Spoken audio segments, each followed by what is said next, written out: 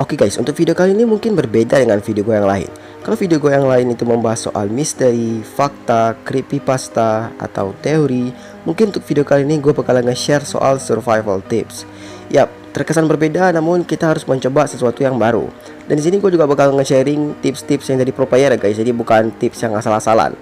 Jadi ya, kalau kalian boleh like video ini, boleh kali kalian like videonya. Mari kita targetin sekitaran, boleh kali jangan banyak banget, jadi 5.000 like aja untuk video kali ini. Dan kalau video ini mencapai 15.000 like, kalau gue bakalan ngajutin survival tips lagi, mungkin untuk part 2 nya atau apapun. Kalau kalian suka, kalau kalian nggak suka dengan konten tentang survival tips, ya kalian boleh komennya di bawah. Saya lebih suka creepypasta atau teori misalnya. Kalian lebih suka tentang fakta Minecraft, boleh komennya di bawah. Tujuannya apa? Tujuannya di sini biar gue tahu kalau kalian enjoy video ini atau enggak gitu. Takutnya kalian nggak enjoy video gue seperti biasanya ya kalian. Jadi kalian komen aja di bawah kalian lebih suka konten yang mana. Kalau kalian pengen lanjutin survival tips, boleh juga komen di bawah. So ya, terima kasih telah menonton intro ini. Jangan lupa kalian subscribe channel YouTube ini dengan tekan tombol subscribe berwarna merah biar berubah menjadi abu-abu, dan hidupkan lonceng notifikasinya biar nggak ketinggalan video terbaru. Dan jangan lupa kalian follow Instagram gue, dikarenakan 10.000 followers di Instagram gue bakalan face reveal di Instagram ya guys, bukan di YouTube. So ya, jangan lupa kalian follow. Dan ya, I think that's all for today. Maksud gua for the intro. Let's get into the video. 5 pro player tips untuk survival. Let's go.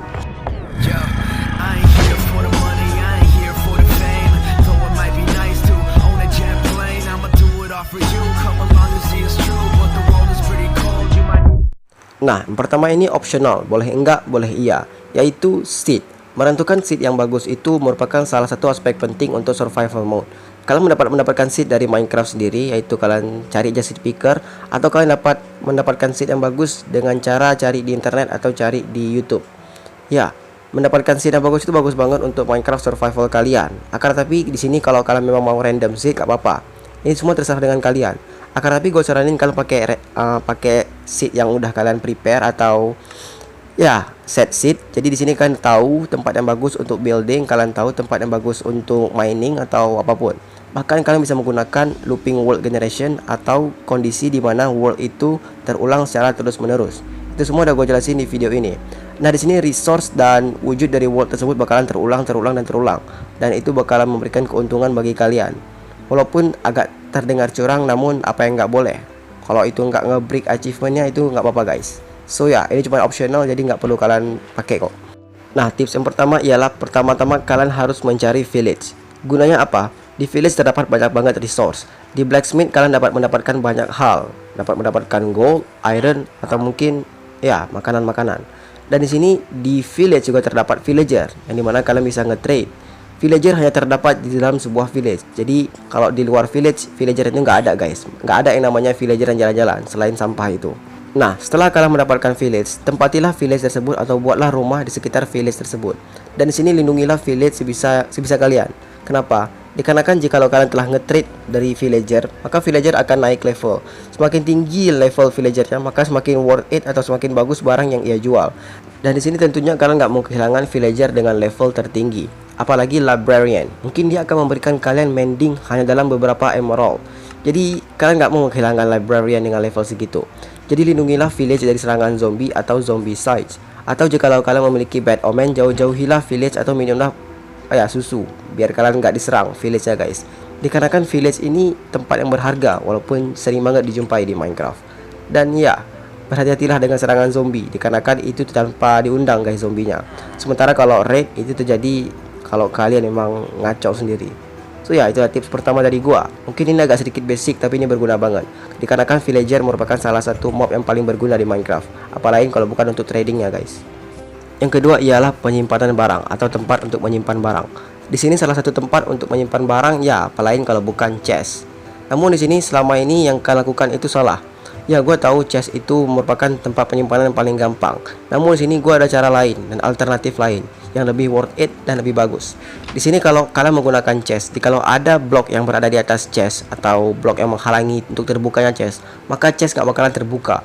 Alias kalau ada blok yang terletak tepat di atas chest, itu chestnya nggak bakalan kebuka. Nah, di sini gunakanlah barrel. Kenapa gue bilang gunakan barrel? Barrel lebih murah untuk di craft. Hanya menggunakan 2 slab dan beberapa stick dan 6 stick. Sementara chest menggunakan beberapa wooden planks. bukan hanya mudah untuk di craft dan murah banget, akan tetapi di sini barrel memberikan penyimpanan yang sama persis dengan chest. Ya, satu chest sama dengan satu barrel, jadi nggak ada diskriminasi di sini. Dan di sini barrel jika terletak blok di atasnya masih bisa dibuka guys. Dan di sini kalian juga bisa desain barrel seperti ini, seperti lemari. Dan kalian juga bisa mendesain lebih unik lagi dengan menggunakan item frame. Jadi letakkanlah item frame, lalu letakkanlah item ya yang berada dalam barrel tersebut di item frame. Lalu tekanlah ujung barrel agar kalian bisa membuka barrel. Dan menurut gua ini worth it banget, dikarenakan kalian bisa kalian bisa mengetahui apa yang berada di dalam barrel tanpa harus mengecek satu persatu barrel tersebut. Dan ya, cara yang gampang banget, kan harus tekan item frame lalu tekan ujung barrelnya guys, atau tekan samping barrelnya, terserah kalian. Jelas di sini barrel itu jauh lebih worth it dibandingkan chest. Tapi entah kenapa banyak orang sampai sekarang masih menggunakan chest, padahal jelas-jelas alasan Mojang menambahkan barrel di Minecraft ya untuk itu, mempermudah kita untuk mengatur inventory kita. Yang ketiga, penggunaan spawner. Dari sini banyak banget orang jikalau menemukan spawner langsung dihancurkan. Ya memang boleh sih untuk dihancurkan, akan tetapi kan harus lihat gimana kondisi spawnernya. Kalau spawner yang kalian maksud ialah end portal room spawner, itu boleh kalian hancurkan, karena kan silverfish itu nggak berguna sama sekali coy. Sementara di sini kalau kalian menemukan dungeon, itu jangan hancurkan langsung spawnernya, dikarenakan spawner itu dapat berguna di long term atau di dalam jangka panjang. Jadi di sini spawner dapat berguna untuk men-spawn mob yang berada di sekitar spawner tersebut. Jadi dengan bantuan spawner ini kalian dapat melakukan mob farm. Dan di sini di dungeon terdapat 3 macam spawner. Yang pertama ialah spider, yang kedua ialah skeleton, dan yang ketiga ialah zombie.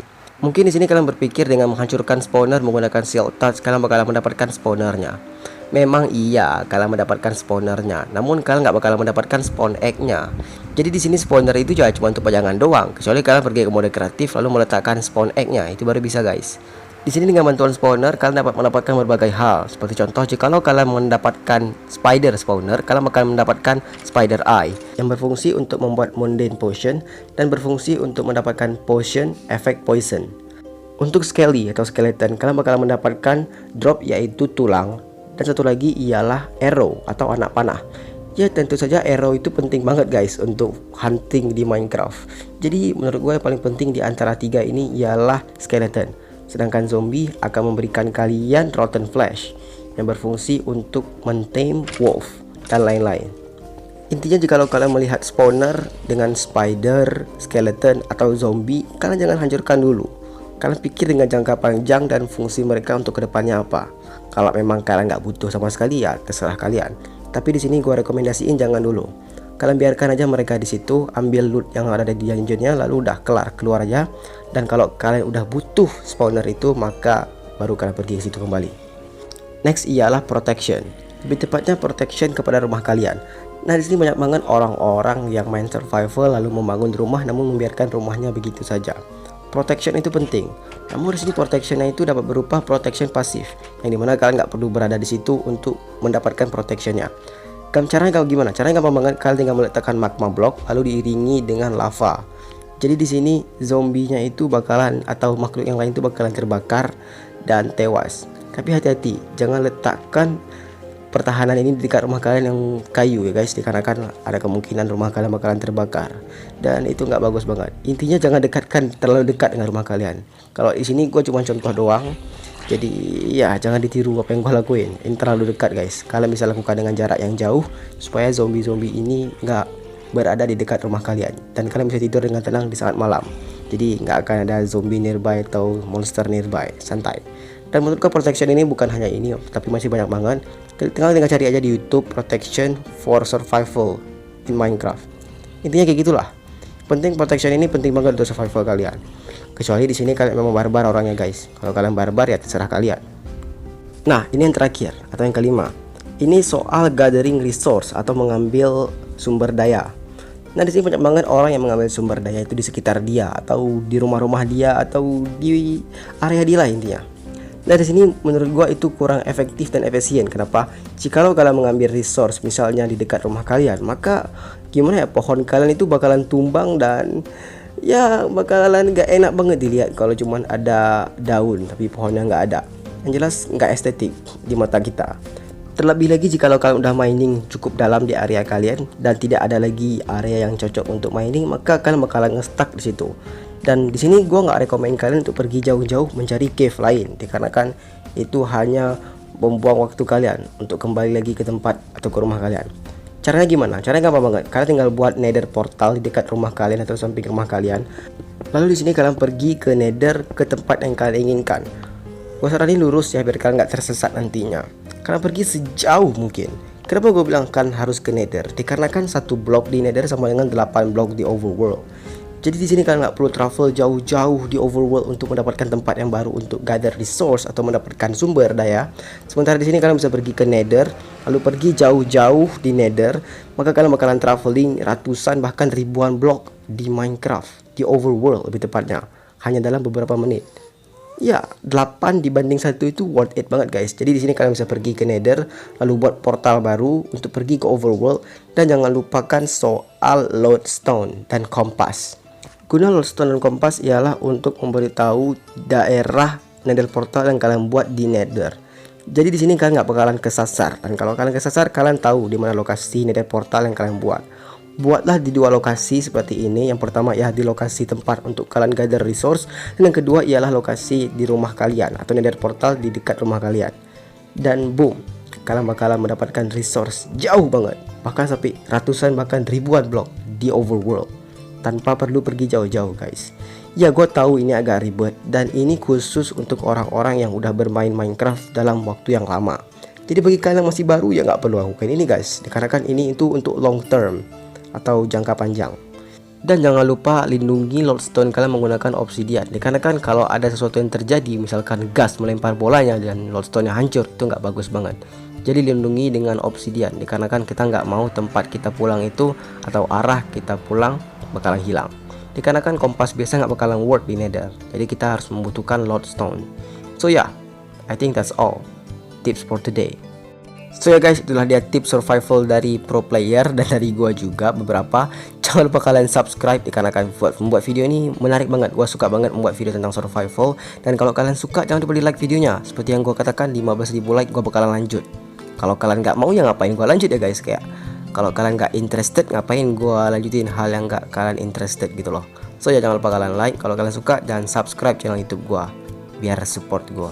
Oke, jangan lupa follow my Instagram dikarenakan gue bakalan face reveal 10k di IG. Dan thank you so much for watching, dan ini adalah sesuatu hal yang baru namun harus kita coba ya guys. So yeah, I think that's all for today. See you guys in the next video. Peace.